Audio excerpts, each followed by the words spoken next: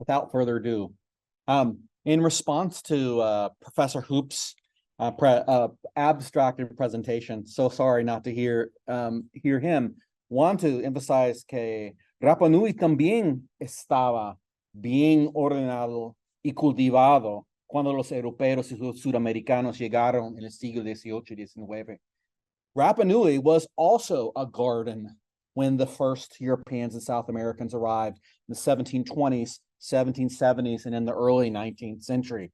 The thing we see as Rapa Nui today is very much a very recent phenomenon.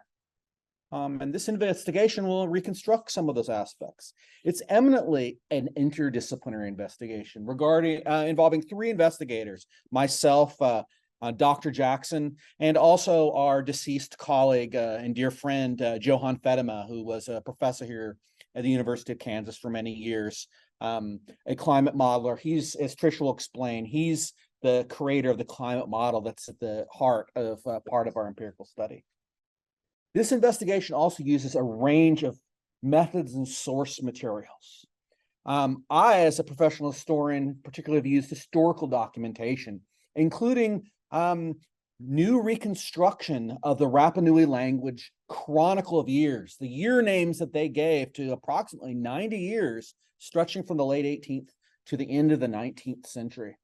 Also have engaged in ethnographic research, fieldwork, and interviews. I want to recognize Paul Hito and Alberto Hotus, the head of the Council of Elders on Rapa Nui, as two important informants on some of this material. And also we have climate, agricultural, and paleo-ecological modeling and reconstructions. The central argument that we have for you here today is that the history of the small Southeast Pacific island of Rapa Nui has often been told as an environmental parable, positing that the first people of Easter Island, as it's also known, the Rapa Nui, a Polynesian ethnicity, were responsible, and here I'm quoting from some of the literature, from a, quote, self-inflicted environmental collapse, unquote, that should serve as a, quote, grim warning, unquote, to the rest of humanity regarding the dangers of resource depletion and climatic change. As we'll provide you some evidence for this today, and can talk about more about this in the discussion if you'd like. Most of this collapse hypothesis, a little bit to our surprise sometimes, is turning out to be demonstrably untrue. Parts of it have been used to legitimate the dispossession of the land, sovereignty, and personal liberty of Rapa Nui peoples, going all the way back to the 1860s. So this isn't just an academic discussion. This has been used in discourses of dispossession and enslavement. So, and I also want to point out that Rapa Nui is a part of the national state of Chile. It is part of Latin America, and in some ways is a colony of Chile. Our thesis today is that despite often disastrous disruptions, the first people of this little speck of earth, Pepito de Cainga, to use the Rapa Nui, as they originally called this island when they first arrived, that these peoples have preserved elaborate memories with precise details regarding the many colonizations that they and their homeland have experienced in the past 8 centuries, dating back to the end of the 12th century. And they've also demonstrated striking resilience as a people. That's especially true with regard to their traditional agricultural practices and the resilience to periodic La Nina droughts and also to longer periods of climatic change. We think, Trish, Johan, and I, Alberto Hotus too, and Paul Hito too, not necessarily to speak for them, all of us are quite convinced that the history of the Isla de Pascua, of Easter Island, is far better told as a parable of native resilience and survival, and not of ecocide, collapse, and loss.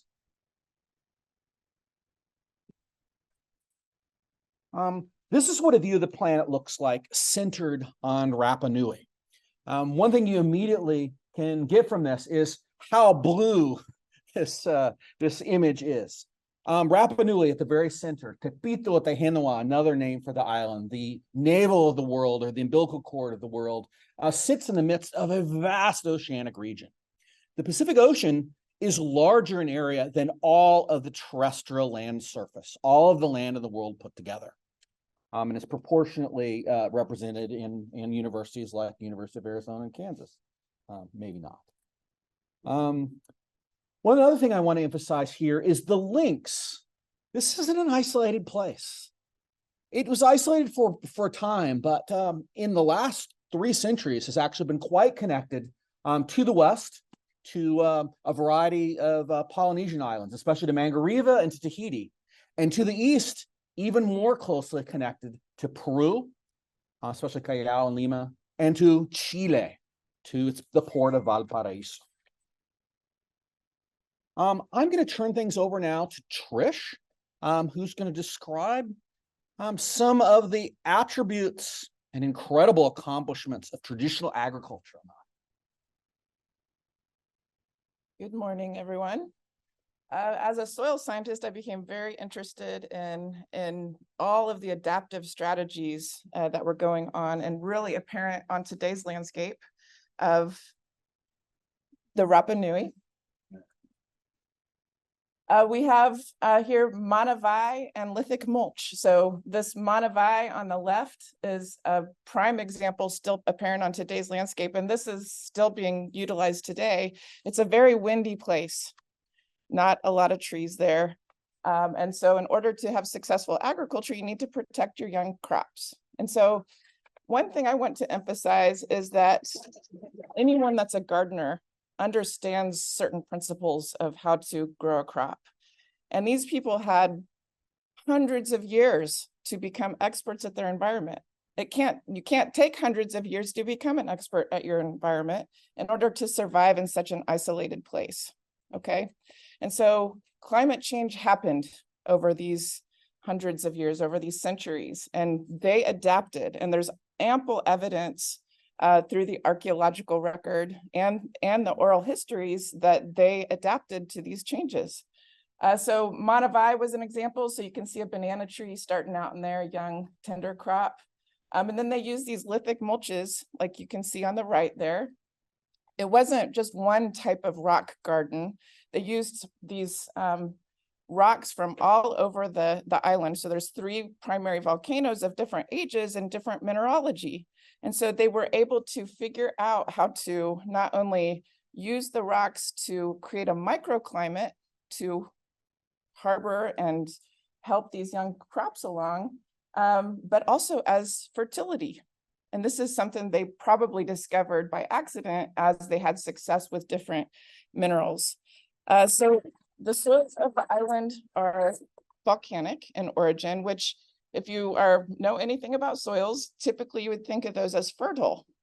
But as they age through time, they lose some of their fertility.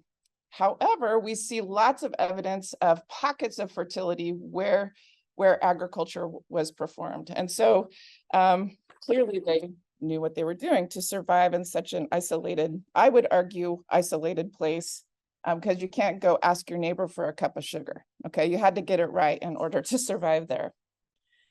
So one also important point I want to make today is that the sweet potato was a very successful cultivar there. As they adapted to different climate changes, especially in drought years, the sweet potato was something they kept coming back to because they had some more finicky crops that didn't survive as well in the drought years. And so the sweet potato was reliable. And so that's something that we used in our model and Johan's model that I'll show you here shortly. The other important point, and this was just recently discovered in the past year, is that sweet potatoes associate with nitrogen fixing bacteria in soil. That means there's biology in the soil that can take atmospheric nitrogen and transform it into a fertilizer for plants. So sweet potatoes carry their own fertility requirements with them, okay? So there's some modelers that have looked at limitations through nutrients phosphorus and nitrogen. And we argued that's not the case because the sweet potato and the gardening techniques that were being used were able to manage those fertility requirements quite well. Okay. So let me shift over here to the model. So our model is really keying in on the fact that the limiting factor for growth of a crop, a sweet potato crop, is water. Okay, it wasn't nutrients, just water. So this is a really complicated graph. I'm actually gonna go back and explain it before you get lost in that graph. Okay. What Johan developed is essentially a water budget model to estimate the success of a sweet potato crop. We call that the yield index. We think of this as so it really takes into account climate factors such as precipitation and temperatures throughout the seasons. And then it looks at the actual soil type. So the capacity of the soils to hold water, the water holding capacity.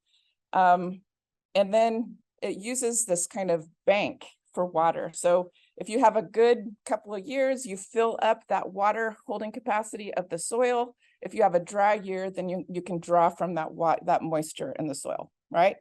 So there's this expanding and contracting of the water, and you see that expansion and contraction of the yield index. Okay, so let me explain this graph. On the left-hand axis, we have yield index, and all the bars are associated with the yield index. The blue bars are the May yield index. So they had a double crop with sweet potatoes, which is part of a brilliant adaptive strategy. In December, yeah. Sure, it's the success of a yield. It's just simply, so the higher the yield index number. Okay, so 1, it would be average, or 100, sorry. Above that is above average, okay? And below that is. And below that would be below average yield, okay? And so we have the blue is the success of May yields, and the orange is stacked on top of that because it's in the same year, and that is the December yields. So we have climate data from 1942 onward. And so we looked at the sweet potato yield index for the years that we have. And we were able to, so this dotted line, the blue dotted line is the 3-year running average of the yield index for May. And the orange dotted line is for December, okay?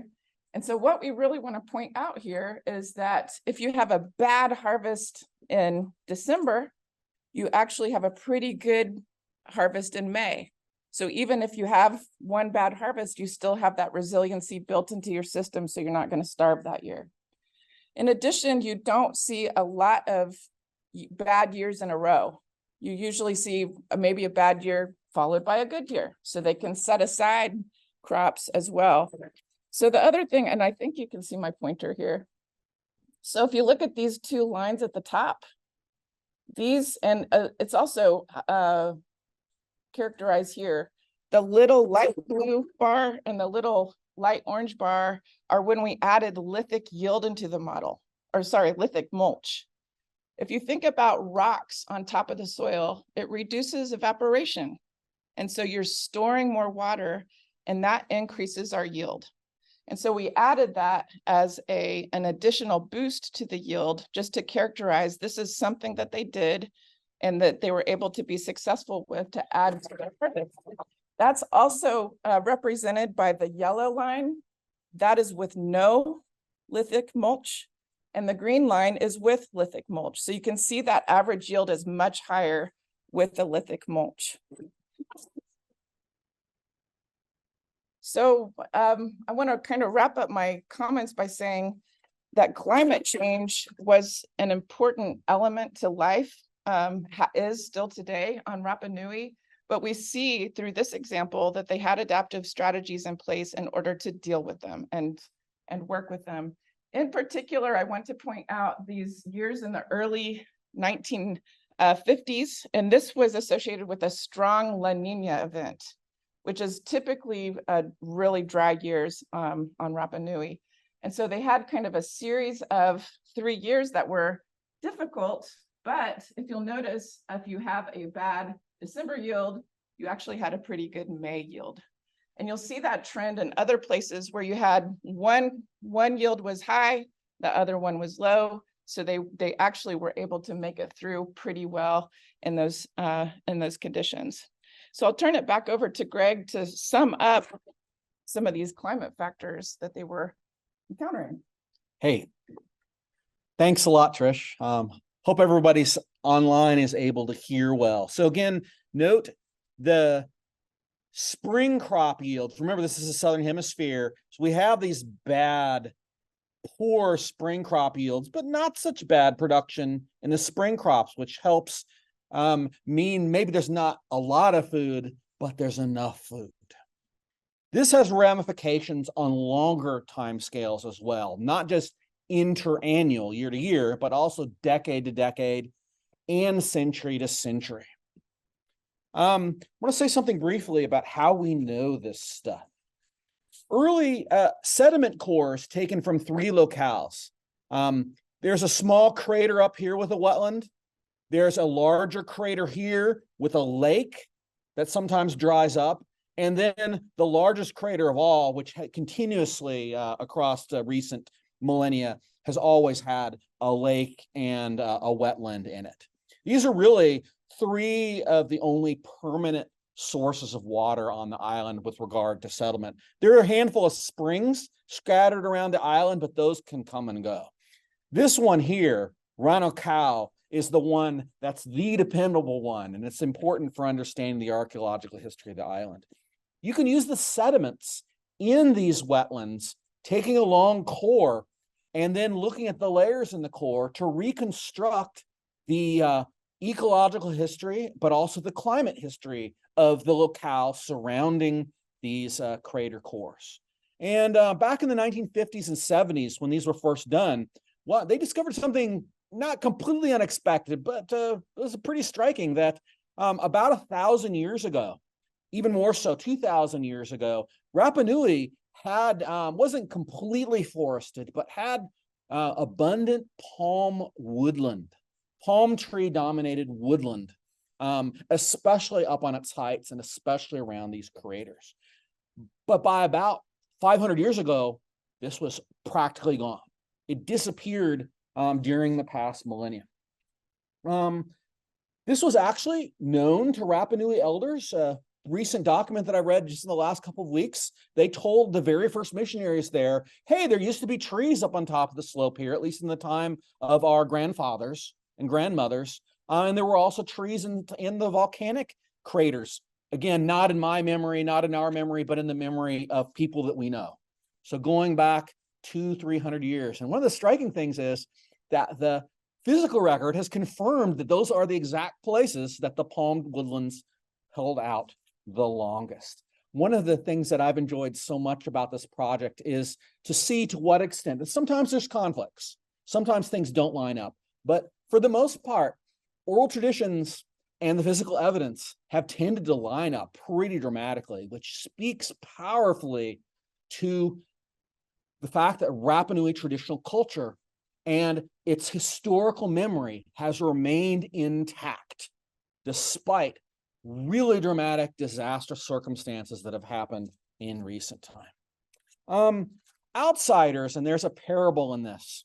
When outsiders learned of this deforestation, Thor Heyerdahl, who you may have heard of because of the Kon-Tiki voyage, source of a number of mistaken concepts around Rapa Nui and about the world in general, he immediately jumped to the conclusion that the Rapa Nui cut all the trees down themselves.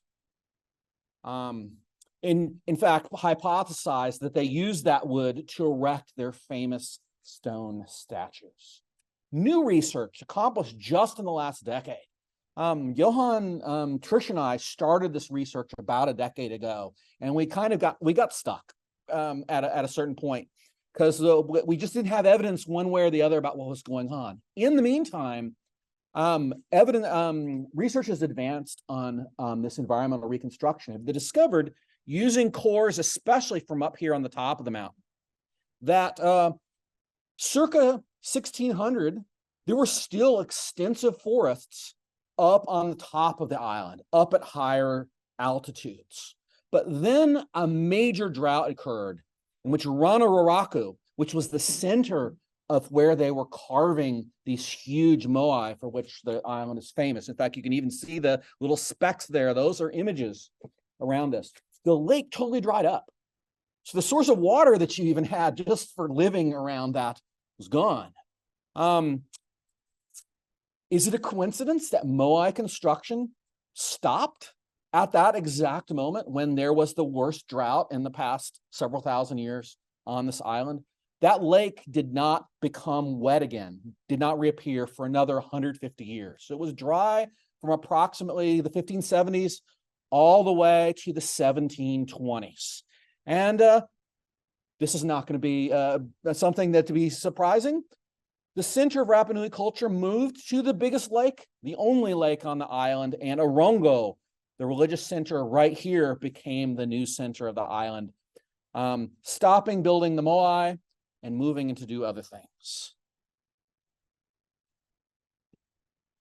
So that's, interestingly, corresponds with the global Little Ice Age, a period of climatic change that in both hemispheres simultaneously was occurring between about 1570 to 1720. That's a pretty remarkable correlation between this one site and then a much larger phenomenon that genuinely is about climatic change. We can also talk about these droughts from the perspective of decade to decade drought versus surplus of water, and year to year drought versus surplus of water. The graphs that you see here, the maps that you see here on the screen are from an older climatic model, which is actually one of the things that stimulated us to even do this research, showing the precipitation anomalies, the lack versus surplus of rainfall over the Pacific and the Americas. The blue is the approximate location of Rapa Nui there. And then here's a zoom in. These scholars were especially interested in what was going on in North America, showing a remarkable correlation between a horrific La Nina induced drought over the central and western Pacific, and right here where we're standing in this room on the Great Plains in the Midwest of North America, a drought known as the Civil War drought. This helps provide you some sense that several years of La Nina events can be associated with prolonged drought. Lots of La Nina events during the global Little Ice Age, lots of a long La Nina event during the late 50s and early 1860s. Is there a coincidence? No, we would argue not. That the Rapa Nui, when they gave names to each year in the Rapa Nui Chronicle of Years, something that actually they wrote down themselves using an own invented language. Kohautau means the inscription of annals, the literal carving of annals on these tablets. I'm been able to figure out what some of these year names mean. These first three, we don't know exactly what date they were, but the water shaken from the hair, dry days, well water is long forgotten. That last one, pretty firm indication. Wow, that year was memorable for drought. 1874 to 75, which was another extremely severe La Nina year. They named the year the empty well. 69-70 was also a strong La Nina year. The generation anxiously longing for water. This is something we, for a little while, we're kind of saying, yeah, the La Nina thing isn't really working. But then some of this new research from the sediment cores came out. I was like, oh, we need to relook at this. Some other climatologists looked carefully at the historical record that Trish and Johan used for the model, and were able to tease out some correlations between La Nina and drought. Here we have a completely separate record. The indigenous names given to the most memorable thing of the year. So many of them related to drought. I want to focus in on 1862-63. This was a tragic year from the perspective not only of the Rapa Nui, but many of the other islands in the Central Pacific, especially the Marquesa, especially Tongariro. In that year, Peruvian and Chilean labor traders arrived on the coast. They came to Rapa Nui first because it's the closest of these islands to South America, to see if anybody wanted to come on ship. They would make a payment to their families, but come on ship and go and work as cotton farmers, cotton pickers on the coast of Peru, which why are they trying to get workers for cotton? That's the Civil War. That's also the Civil War drought. For both reasons, the United States production fell dramatically. Peruvian planters tried to take up some of the excess and make some big money when prices were high at this time, and they looked to Pacific Islanders to provide work. One thing that was remarkable about this is at least the first few ships, when they went to some of these islands, including Rapa Nui, they got hundreds of volunteers to come along. And so then they got back to Peru, and boy, did they make a lot of money off of the trading of their labor contracts.